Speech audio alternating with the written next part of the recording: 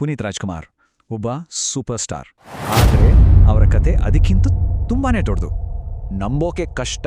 ಬರೀ 30 ಲಕ್ಷ ಜನ ಸೇರಿದ್ರು ಅವ್ರನ್ನ ಕಡೆಯದಾಗಿ ನೋಡೋಕೆ. ಇಡೀ ಬೆಂಗಳೂರೇ ಅಕ್ಷರಶಃ ನಿಂತೋಗಿತ್ತು. ರಾಜ್ಯವೇ ಶೋಕದಲ್ಲಿ ಮುಳುಗಿತ್ತು. ತಕ್ಷಣವೇ ಥಿಯೇಟರ್ಗಳೆಲ್ಲ ಬಂದು ಲಿಕ್ಕರ್ ಬ್ಯಾನ್ ಆಯಿತು. ಅಷ್ಟೇ ಅಲ್ಲ, 10 ಜನ ಅಭಿಮಾನಿಗಳು ಆಘಾತದಿಂದ ಪ್ರಾಣ ಬಿಟ್ರು. ಹಾಗಾದ್ರೆ ಯಾರಿದು ಪುನೀತ್ ರಾಜ್ಕುಮಾರ್? ಯಾಕೆ ಒಬ್ಬ ನಟನಿಗೆ ಇಷ್ಟೊಂದು ಪ್ರೀತಿ, ಇಷ್ಟೊಂದು ಗೌರವ? ಸ್ಯಾಂಡಲ್ವುಡ್ ಅಂದ್ರೆ ನಿಮಗೆ ಗೊತ್ತಿರೋ ಹಾಗೆ ನಮ್ಮ ಕನ್ನಡ ಫಿಲ್ಮ್ ಇಂಡಸ್ಟ್ರಿ.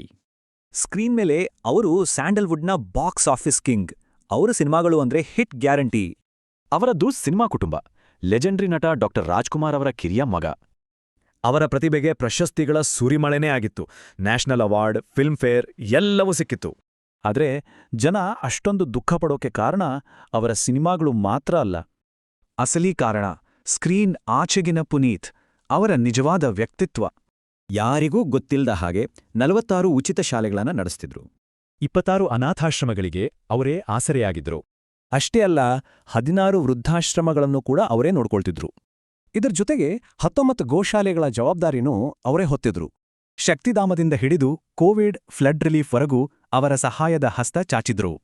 ಆದ್ರೆ ಅವರ ಕೊನೆಯ ಕೆಲಸ, ಅದು ಇಡೀ ದೇಶಕ್ಕೆ ಒಂದು ದೊಡ್ಡ ಸ್ಫೂರ್ತಿ.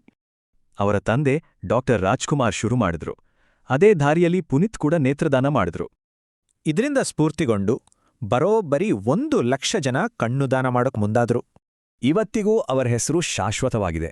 ಸ್ಯಾಟಲೈಟ್ಗೆ, ಬೆಂಗಳೂರಿನ ದೊಡ್ಡ ರಸ್ತೆಗೆ, ಹೀಗೆ. ಸಿನಿಮಾದಲ್ಲಿ ಅವರು ಪವರ್ ಸ್ಟಾರ್, ಆದ ನಿಜ ಜೀವನದಲ್ಲಿ ಅವರು ರಿಯಲ್ ಹೀರೋ. ಒಬ್ಬ ವ್ಯಕ್ತಿ ಒಂದೇ ಒಂದು ಜೀವನದಲ್ಲಿ ಇಷ್ಟೆಲ್ಲ ಮಾಡೋಕ್ ಸಾಧ್ಯನಾ? ಖಂಡಿತ ಯೋಚನೆ ಮಾಡ್ಲೇಬೇಕು.